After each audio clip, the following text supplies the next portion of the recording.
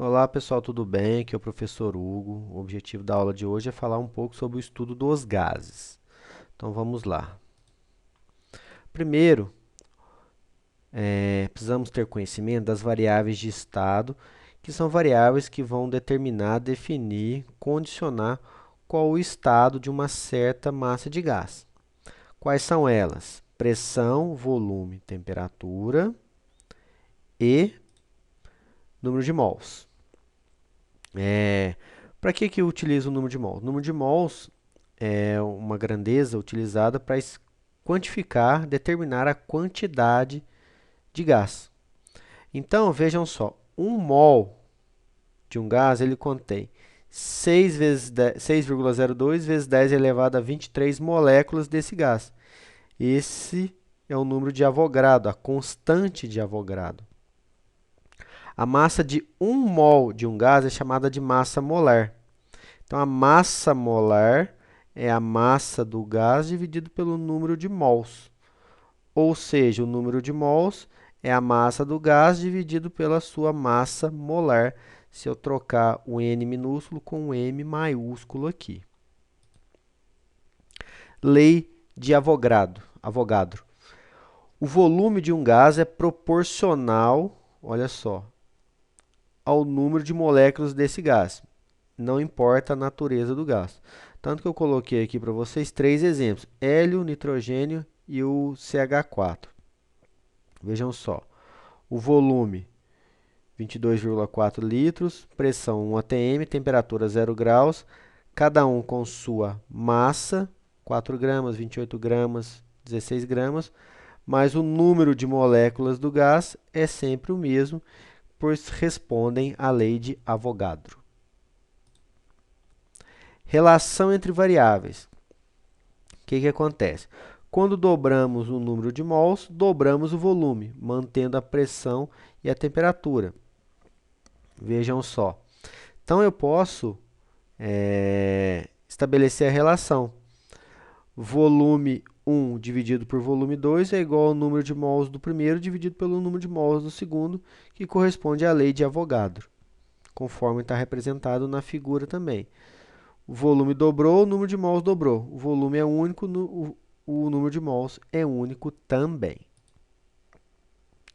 Importante ter conhecimento das unidades de pressão. Informo que as mais comuns é a atm e o pascal. Tá? Então, 1 pascal equivale, desculpa, 1 atm equivale a 1 vezes 10 à quinta pascal ou newton por metro quadrado.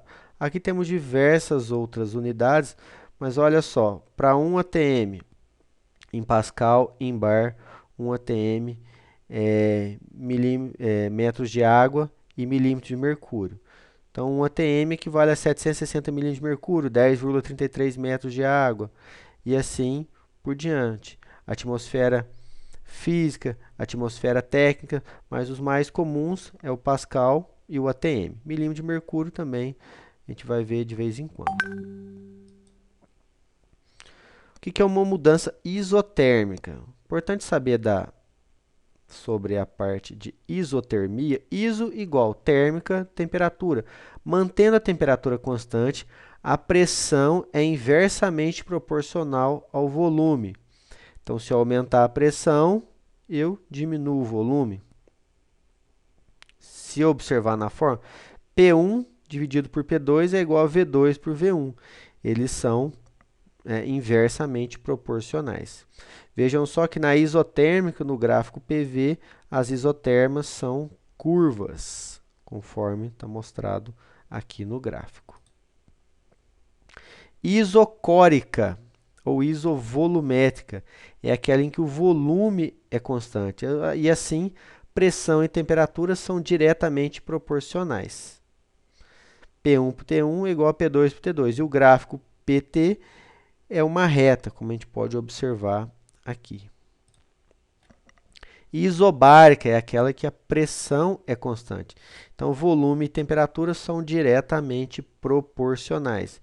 V1 por T1 é igual a V2 por T2. E o gráfico também é uma reta.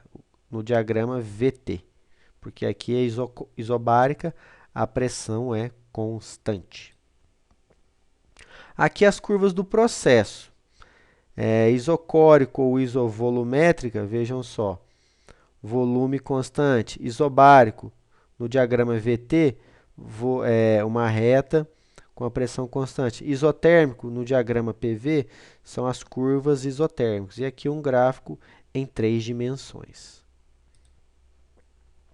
Lei dos gases perfeitos, no qual todas as variáveis podem ser combinadas de acordo com a relação PV igual a nRT, onde P, pressão, V, volume metro cúbico, pressão em Pascal ou Newton por metro quadrado, M, número de mols, o R é a constante dos gases ideais, então ela vai valer 8,3 se ela tiver em Joule por mol e Kelvin, ou 0,083 se ela tiver em litro atm, mol, Kelvin. Então, eu preciso observar, se eu tiver com a pressão em Pascal, volume metro cúbico, eu vou usar 8,314. Se eu tiver com a pressão em atm e o volume em litros, eu vou usar 0,083. E a temperatura aqui em Kelvin. Então, é importante observar qual das constantes eu vou utilizar em função das grandezas que eu tiver e suas respectivas unidades. Lei dos gases perfeitos. Olha só, se eu tenho gás uma condição inicial, P1, V1, T1 igual a NR, supondo que o mesmo gás vá para uma condição 2, P2, V2, T2 igual a NR, porque o número de mols não muda e o R é constante. Então, eu posso dizer que P1, V1, T1 é igual a P2, V2, T2. As relações iniciais e finais são comparadas dessa maneira. Densidade do gás, então, a gente sabe que PV igual a nRT e número de mols é a massa dividido pela massa molar. Densidade de alguma coisa é massa por volume. Então, PV igual a N, número de mols, eu substituo por M por N, igual está aqui RT. Certo?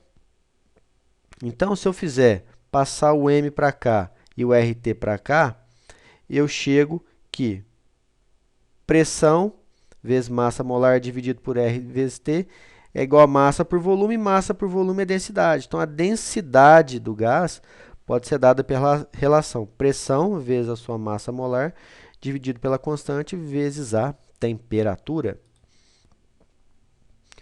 Um exemplo, as chamadas CNTPs, condições normais de temperatura e pressão de um gás, correspondem a um estado com uma temperatura de 0 graus Celsius. 273 Kelvin, uma pressão de 1 atm, 1,013 vezes 10 à quinta Pascal. Nessas condições, que volume será ocupado por 1 mol de gás? Só aplicar PV igual a nRT e isolar o V. Provavelmente vai dar 22,4, que é 1 mol de qualquer gás, vai ocupar 22,4 litros nas CNTPs, conforme a gente viu lá atrás na lei de Avogadro. Continuando. Outro exemplo. No motor de um automóvel, uma mistura de ar e gasolina é comprimida no interior do cilindro antes da ignição. O motor típico possui uma razão de compressão de 9:1. Isso significa que o gás no cilindro é comprimido até um volume de 1/9 do seu volume inicial. A pressão é 1 atm e a temperatura 27 graus. Se a pressão depois da compressão for para 21,7 atm, qual a temperatura do gás comprimido? Então, aplicar a lei dos gases ideais, P1, V1, T1, P2, V2, T2. Inicialmente, eu tenho 1 atm, um volume inicial de 9 vezes o volume final, porque é 1/9 final, então o primeiro tem 9 vezes mais. Temperatura em Kelvin, 27 mais 2, 73,300. E minha pressão, depois da compressão, 21,7. Então, só substituir para achar o valor da temperatura. Então, vejam só que eu não preciso nem do valor do volume, porque eu tenho a relação, que é 9 vezes. Então, pressão é 1, volume inicial 9 vezes o V2, temperatura 300. Pressão depois 21,7, volume 2, que é o volume final, temperatura 2, o que eu vou calcular. eu chego em 723 Kelvin, que dá 450 graus Celsius. Mais um exemplo aqui. Um tanque típico usado na prática do mergulho tem um volume de 11 litros e pressão manométrica quando cheio igual a 2,1 vezes 10 a sétima Pascal. O tanque vazio contém 11 litros de ar, 21 graus Celsius e 1 atm, 1,03 vezes 10 elevado à quinta Pascal. Quando o tanque é cheio com ar quente por meio de um compressor, a temperatura de 42 e a pressão passa para 2,11 vezes 10 a sétima. Qual foi a massa de ar adicionada ao tanque? Lembrando que o ar é uma mistura de gases com cerca de 78% de nitrogênio, 21% de oxigênio e 1% de outros gases. E sua massa molar é de 28,8 gramas por mol, ou 28,8 vezes 10 a menos 3 kg por mol. Então, o que a gente tem? O volume não vai se alterar, pressão inicial 1,0 é a pressão atmosférica, temperatura 294 Kelvin, pressão final 2,11 vezes 10 a 7, temperatura final 315 Kelvin. E a massa molar 28,8 vezes 10 a menos 3 kg por mol. E assim sabemos que PV igual a nRT. Então o número de mol inicial, fazendo a operação aqui, 0,46. E o número de mol final, vejam só, que vai alterar a temperatura e a pressão, 88,6 mol.